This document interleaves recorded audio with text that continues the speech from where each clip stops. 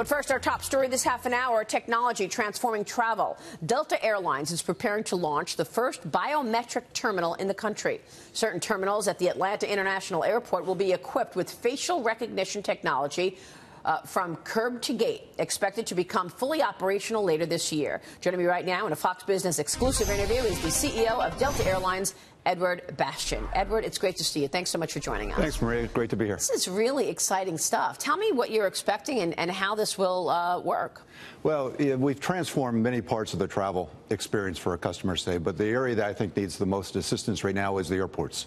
The airport environment, we're going through security with the gate and the boarding process, and we've been partnered with CBP, Customs and Border Patrol, to create a frictionless, paperless entry process, both as you exit the country and as you return to the country for international travel. Actually, this facial recognition has been real successful for government because they're catching illegals coming in as well. It's incredibly effective. It's the most efficient technology we've seen from a secure perspective, and it also speeds the access through the airport quite quickly. It's great. As you incorporate more technology into operations, what is the cost looking like? Is this going to impact expenses in a big way next year?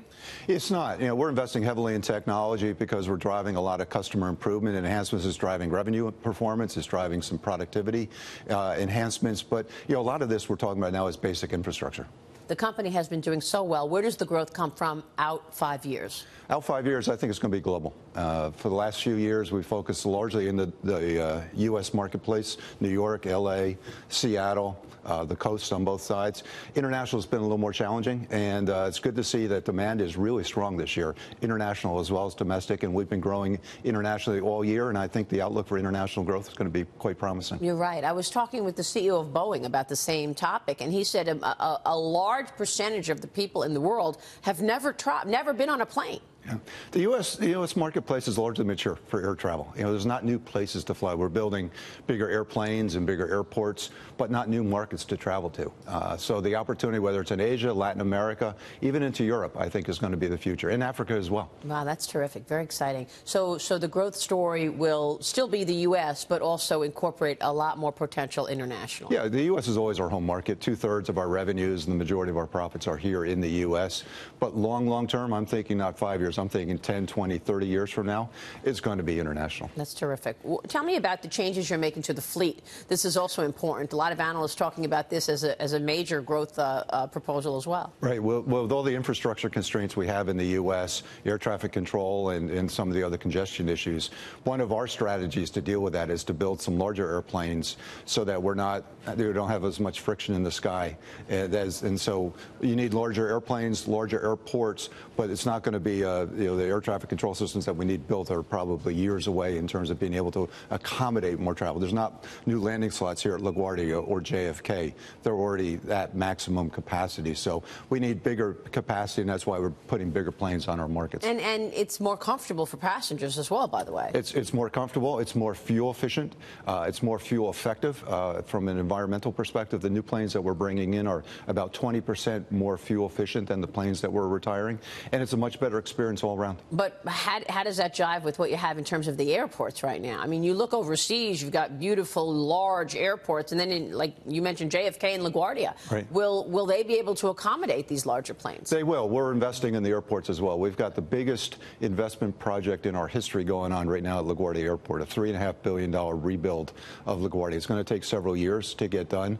We're going to be opening the first concourse of that in the next 18 months. So it's not that far away, but we have similar projects going in L.A. We're building a brand new airport at LAX, a new international facility in Seattle, a brand new airport in Salt Lake City, and we just completed a big modernization in Atlanta. So $12 billion of airport infrastructure that Delta's putting in place in the U.S. And 5 years from now, I think we're going to have some great airports to fly from. That's fantastic, because that infrastructure move could be a partnership, government as well as private sector, right? We do work effectively with our municipalities, with our local governments, absolutely. Right. Let me ask you, earlier this week, the House passed legislation that would establish a minimum standard for legroom on commercial flights. The bill now moves to the Senate. If it passes in the Senate, how would the changes impact Delta?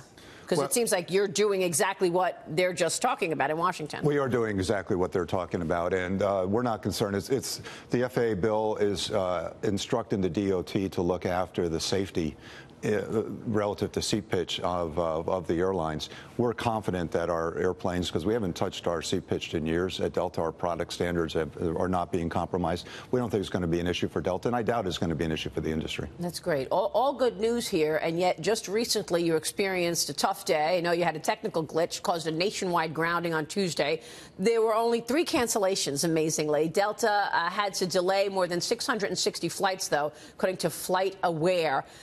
A lot of people were talking about how the Delta folks really responded well, bringing Dunkin' Donuts to people, helping them get through it. Nobody likes travel hell. But tell us what happened that day and how the firm responded. We had a glitch in some of our departure technology that allows us to push our planes back from the gate. It caused about a 30-minute ground stop for our system, so it did cause some disruption. As you say, it was minimal relative to cancellations and as well as delays. You know, one of the things that we've been investing also in heavily is technology and infrastructure and the ability to respond when we have some of these glitches. You know, technology is our lifeblood, and we've got to create continued improvement there to improve the processing.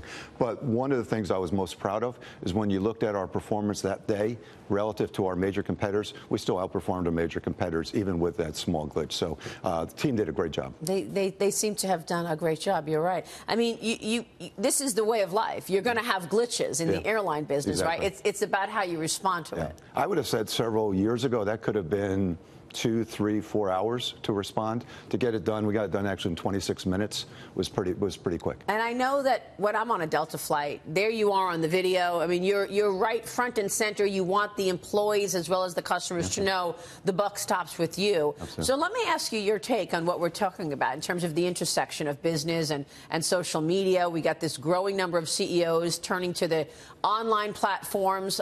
Most recently, the CEO of Tesla, obviously with this tweet. And now the SEC is looking into it and actually bringing a lawsuit. What's your take on going that far in terms of tweeting as a CEO of a public company? Well, I don't tweet. What's one of the things I have stayed away, though I'm on social media. You know, I think today's customers, especially the next generation of customers, look for leadership, and they're looking for leadership in Washington. They're looking for leadership from their products, from the companies and services that they buy from. And I don't think you can avoid being visible, as you say. Customers want to know where you stand on issues that affect your business and affect your employees. And sometimes you have to come out and take a stand, but we try to be careful with where we position ourselves because the brand is incredibly important to us. That's all you have. You got your reputation. Let me end on the backdrop in terms of the climate today. Ed, how do bookings look? What are you expecting in terms of the economy going into 2019? We're very optimistic. We just finished the strongest summer travel season in our history. We expect to carry 200 million passengers this year, largest in our history, and the forward view is quite positive. And the good thing, Maria, it's not just U.S. and international, it's also business and leisure. So all sectors of our business are performing very, very well. Are you expecting to raise prices as a result of where oil prices are? Well, you have to cover the cost, and oil prices have been a significant increase for us.